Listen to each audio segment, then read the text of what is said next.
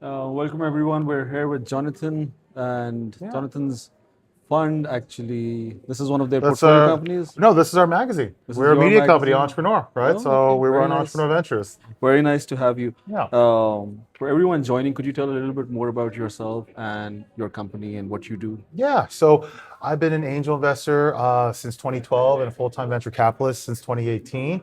I started Entrepreneur Ventures in 2024 with Entrepreneur Media. They're my partners and GPs.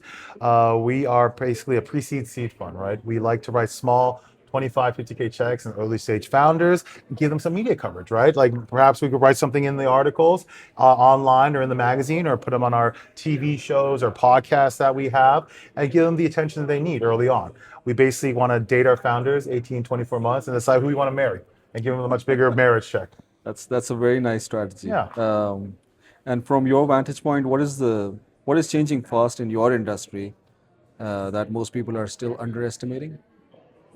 Um, You have a nice moat, by the way, so no, thank you. it'll be Yeah, interesting to think it about. is nice, but I think it is what our mode is that it's not just capital. I think there's so much capital out there nowadays. It's what can you do besides just give me money, right? Because you need to find product market fit faster. You need to get customers in better. You need to get talent recruited faster. So really, what is your value add?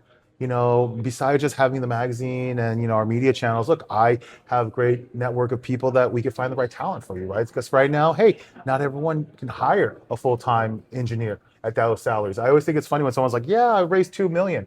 Well, you know how much OpenAI is paying an engineer full comp? Probably 2 million. So you're gonna give them your full raise, because when you get to your Series A, yes, you can hire who you want to hire, like the best of the best. But early on, you're giving them sweat equity, right? You're giving them the shares, and hopefully you can get there much faster by finding the right investors who give you more than just money. So, what's changing within the industry? Is it the fact that a lot of the talent Mhm.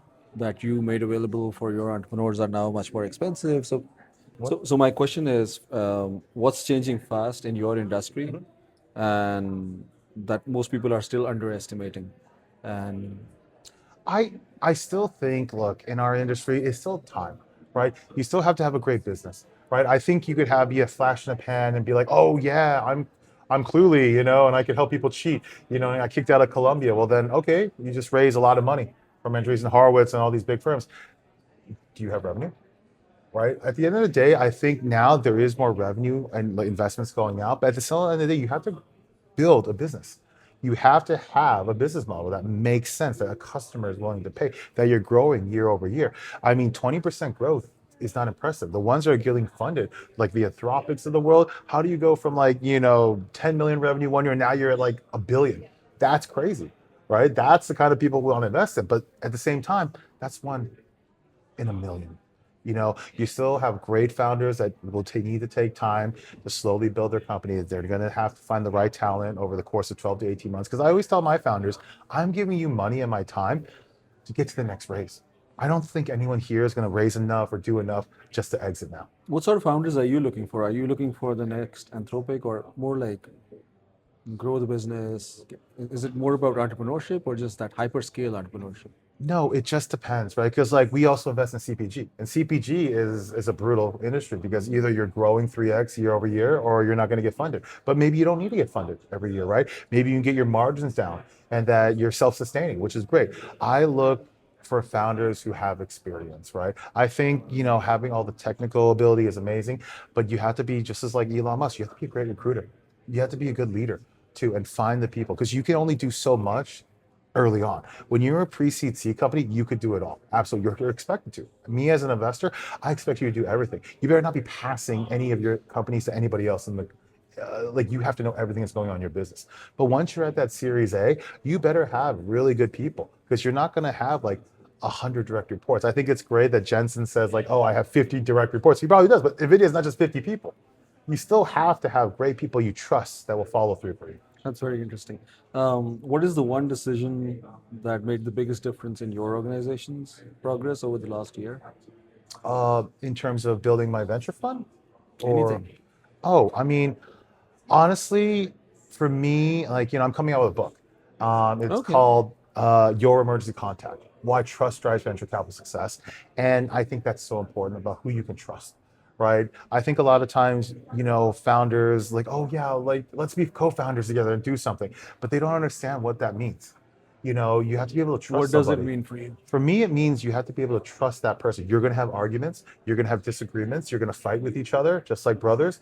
But at the end of the day, it's not about just personal and business stuff.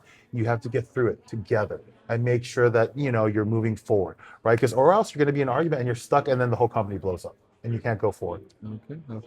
Like you have to know how decisions are being made and how you come when you're at a bottleneck to get through it. What's the one fun thing about you that you haven't put on LinkedIn? The fun thing about me on This is the LinkedIn, personal part. yeah, I mean, geez, it's always funny for me. I'm trying to think what's interesting about me nowadays, right? Because now I'm so focused on like investments. I guess what I guess for me now the fun thing is because I'm a dad.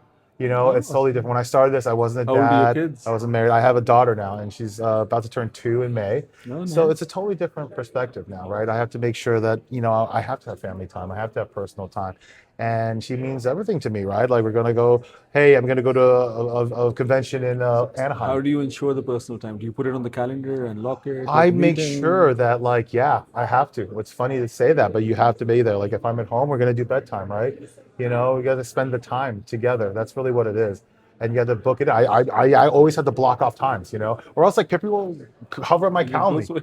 like nonstop, hour by hour. I finally got rid of 15-minute blocks. I'm like, why am I an idiot putting 15 minutes? People are literally finding 15 minutes, so like won't give me a break.